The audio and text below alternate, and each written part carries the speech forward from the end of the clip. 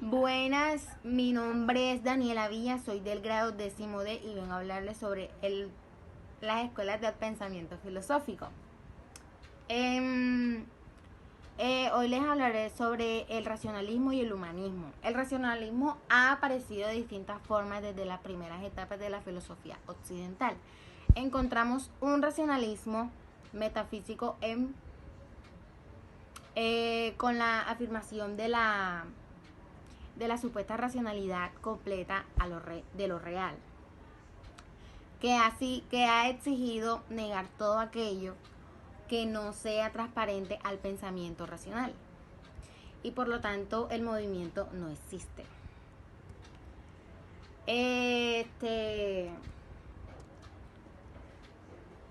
Las características fundamentales de la filosofía son, primero, es una plena confianza a la razón humana. 2. Existencia de ideas innatas. Otra sería adoptación de un método de carácter matemático. El humanismo, el movimiento intelectual que se ve extendido por Europa del siglo XV, viene de la palabra latina. El humanismo se caracteriza por la revalorización de la dignidad del hombre y enlaza con la cultura de la antigüedad clásica. El humanismo es el aspecto filosófico y literario del Renacimiento. Ambos tienen su origen en Italia, donde influyen dos factores fundamentales: unas condiciones socioeconómicas óptimas y la presencia del legado cultura grecorromano. Buenas tardes, mi nombre es Ángel Sandoval y les vengo a hablar acerca de dos escuelas de pensamiento filosófico. La primera es la escuela agustinista, la denominada escuela agustiniana, fundada por Egidio Romano, más conocido como Gil de Roma, quien intentó acercar las posturas tomistas y agustinianas.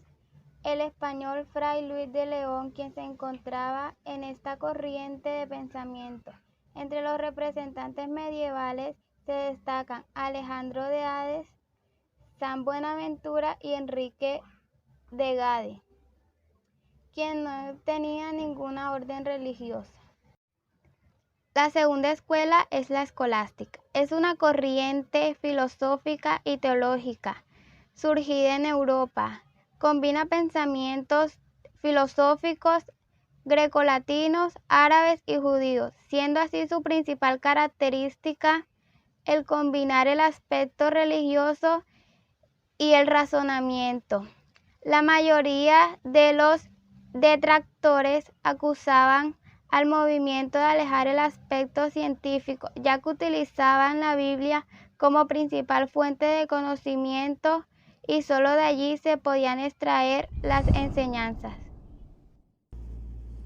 Buenas tardes, en el día de hoy les vengo a hablar sobre las escuelas de pensamiento filosófico. Mi nombre es Gabriela Guardel. Comenzamos por la primera escuela. El término de sofista deriva del griego sofía o sofos. Es el nombre dado en la griega clásica al que hacía profesión de enseñar la sabiduría. Sofos y Sofía en sus orígenes denotaban una espacial capacidad para realizar determinadas tareas, como se reflejaba en la Iliria. Más tarde se atribuiría a quien dispusiera de inteligencia práctica y era un experto y sabio en un sentido genético. Sería Eurípides, quien le añadiría un significado más preciso como el arte práctico del buen gobierno, y que fue usado para señalar las cualidades de los 7 sabios de Grecia. Sin embargo, al transcurrir el tiempo hubo diferencias en cuanto al significado de Sofos. Por una parte, Esquilo denomina así a los que dan utilidad a los sabios, mientras que para otros es el contrario, siéndolo quien conoce por naturaleza. A partir de este momento se creará una corriente que se aprecia ya en Píndaro. Sigo con la segunda escuela del pensamiento filosófico, que sería vitalista. El vitalismo es una teoría protocientífica según la cual los organismos vivos se caracterizan por poseer una fuerza o impulso vital, que los diferencia de forma fundamental a las cosas inanimadas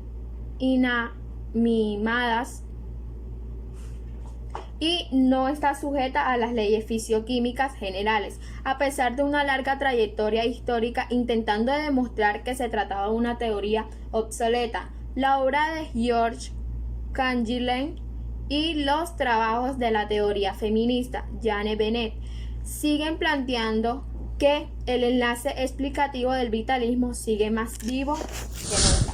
Muchas gracias.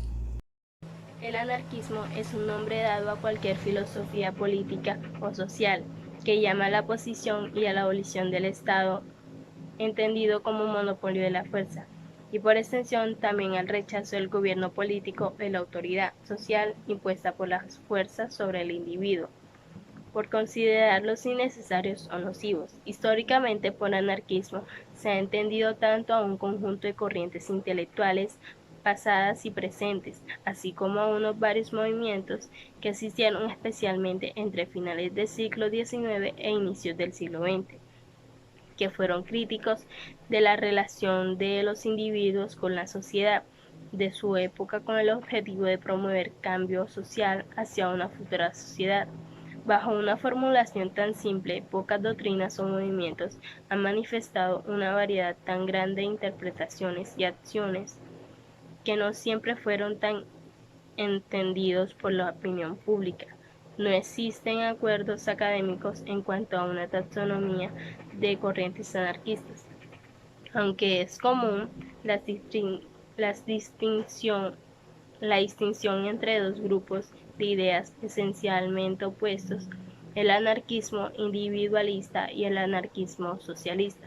También es común desglosar las corrientes históricamente más importantes del anarquismo individualista: mutualismo, anarquismo comunista y anarcosindicalismo, y según algunas fuentes también anarquismo colectivista. Aunque existen diversos pensadores de la antigüedad que han sido debatidos por los historiadores como posibles precursores del pensamiento anarquista, el punto de partida que suele tomarse para el inicio del pensamiento anarquista en sentido es estricto de remontar a Europa occidental de finales del siglo XVIII con la obra de William Gooding, aunque otros autores atribuyen a este primer lugar Etienne de la Boétie. Mi nombre es Melanie Juliet García Alonso. Le vengo a hablar sobre dos escuelas del pensamiento filosófico. Primero, los presocráticos. Se conoce como filósofos presocráticos a un complejo grupo de pensadores griegos cronológicamente anteriores a Sócrates y que están repartidos en varias escuelas, que son ionios, efesios, pitagóricos y pluralistas. Son los precursores. La prehistoria del pensamiento griego, antes de la aparición de los presocráticos, Grecia, una forma de pensamiento orgánico, la mitología. Los filósofos presocráticos desarrollaron un vocabulario más original y a medida que fueron forjando nuevos conceptos para referirse a la totalidad del mundo, inventaron una nueva racionalidad que les fue diferenciando de los mitólogos. El fenómeno cultural de la filosofía presocrática nació en los límites fronterizos del área helénica, en las zonas de su colonización bélica o comercial, precisamente allí donde los griegos están en contacto con el mundo oriental. La escuela peripatética fue un circular filosófico de la Grecia antigua. Básicamente seguía las enseñanzas de Aristóteles, su fundador. Sus seguidores recibían el nombre de peripatético. Recibió este nombre por estar situado al lado del templo, dedicado a Apolo Licio, el cual poseía un jardín por el que, según la tradición, de que el maestro paseaba con sus discípulos reflexionando sobre la vida. En griego, peripatein significa por ello a los seguidores de Aristóteles, que también se les llamó peripatéticos, y a la escuela perípatos. Tras la muerte de Aristóteles, la escuela se preocupó más por las investigaciones naturalistas. Como miembro de la escuela peripatética se incluyen los teofrastos, los aristóxenos y los sátiros.